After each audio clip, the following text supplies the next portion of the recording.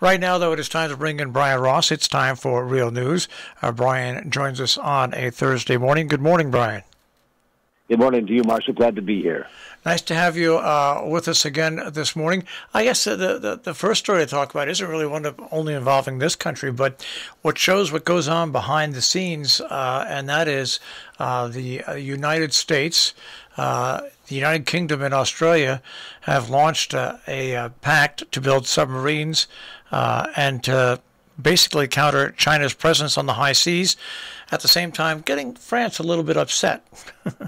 Right on. It's an interesting story you picked up on. Essentially, the United States is going to share its very, very, very top secret nuclear submarine technology so that Australia, instead of building diesel-powered subs provided by France, can instead build much more state-of-the-art, more effective nuclear submarines, along with the United Kingdom and the U.S. So those three countries now are sort of forming a pact that will patrol under the waters in the Pacific area, and it's a signal to China. Of course, the French are upset. They had a multi-billion-dollar deal with Australia, and they say they've been stabbed in the back by Australia, but you can see why Australia made that choice.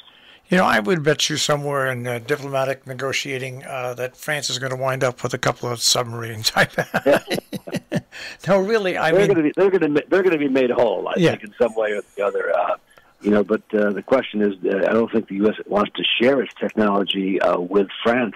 Not seen as always necessarily a reliable partner in terms of where they might share it with somebody else. I think it's a big decision by the U.S.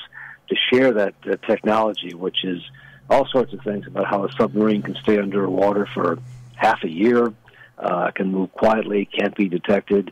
That whole gamemanship with underwater submarines, because Australia has a sort of a non-nuclear proliferation pact, but this is not nuclear weapons. This is just nuclear propulsion they're talking about. But mostly it's about the U.S. sending a message to China. We're going to be united here, and you and us maybe, when the U.S., UK, and Australia are together, that's a powerful force.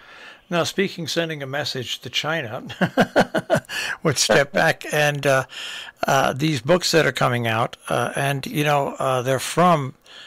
these books are written by authors who do unbelievable groundwork beforehand to show just how upset and probably worried the Joint Chiefs of Staff were in the final months of the Trump presidency. Yes, in the new book, Peril, the latest from Woodward, the General Milley, the head chairman of the Joint Chiefs, alerted twice, he's confirmed this, the Chinese, that if we're going to attack you, I'll let you know, because he was so fearful that Trump might do something after the election that would prolong his presidency and create a crisis that required him to stay in office. Others have attacked him now as a traitor for doing that. How could you possibly alert an adversary we're going to attack you? But his decision was based on the fact, and the President Biden has now endorsed him as a patriot, on the fact that he did not trust President Trump with the nuclear button. He was afraid of what might happen there. Yeah, all these books that confirm things are absolutely amazing. But it's still, as I sit and I watch some of these news reports, Donald Trump's 35%, solid 35 to 36%. They're not going to change no matter what. They're just not. I think that the Republicans that are more moderate and the Democrats just have to go about a different angle and convince the people that they reach. And you wish that was true. I just don't see the moderate Republicans doing that. Nobody has apparently at this point the ability or the willpower to take on Trump. And I think lots of Americans are getting pretty fed up with that 35% who continue to believe the election was rigged. They won't take the vaccines. It seems to be the same group of people. You're right, but and there is no answer to it right now.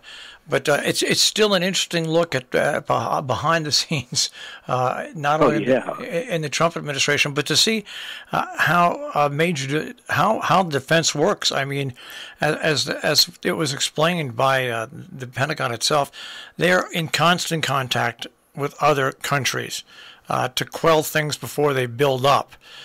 So it's eye-opening in a lot of different ways. That's all you can say about it.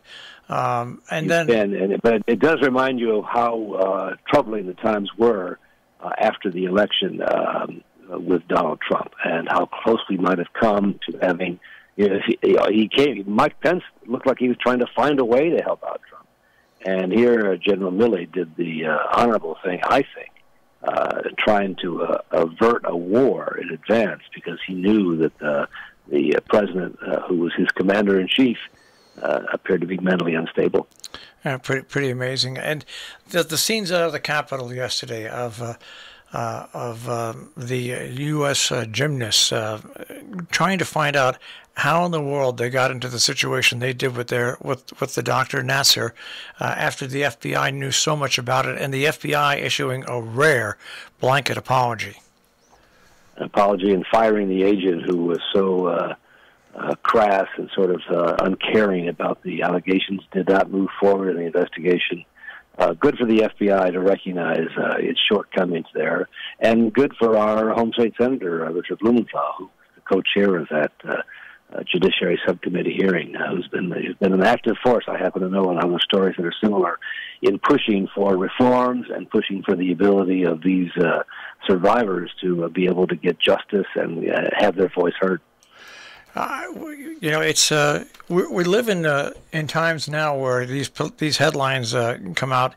We just can't seem to get away from politics. You know what I mean? It used to be when an election was held, a presidential election was held, it was held, and then the next 2 years developed, and whatever developed in the 2 years developed. But once again, this year, we're stuck in that quagmire of it's 2021, and we're already still reliving on a day-by-day basis the 2020 election.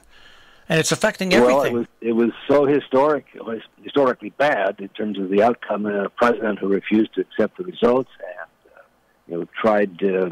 I think you can't say it any other way. He tried to steal the election. He was finding a way, even though after he lost, to steal the election with bogus claims and fraudulent claims and frivolous lawsuits. And I just have to ask you this question, because I think I happen to think that the space race with private companies is very interesting and fun to watch.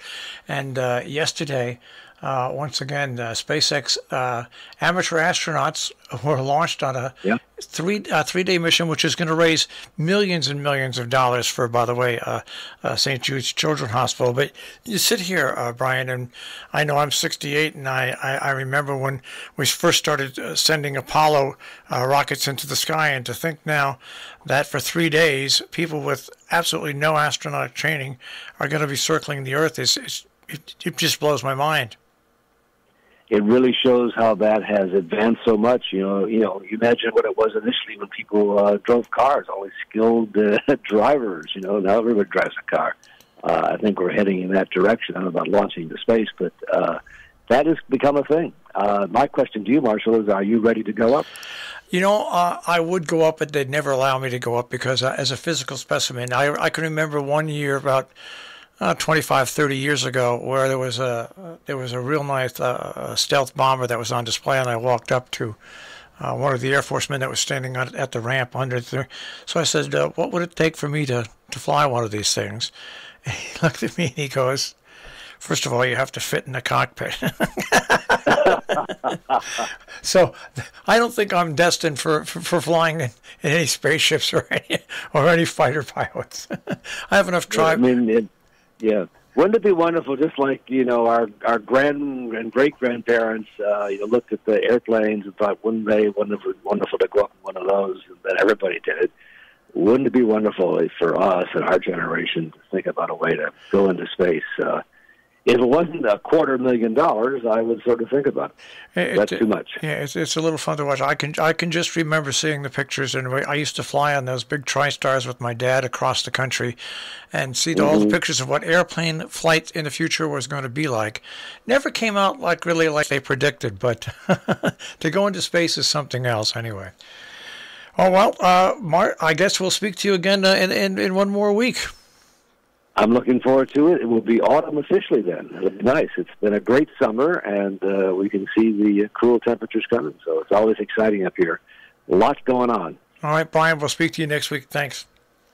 You bet. Bye-bye. Brian Ross, and Real News here on Robin Hood Radio, robinhoodradio.com on the web.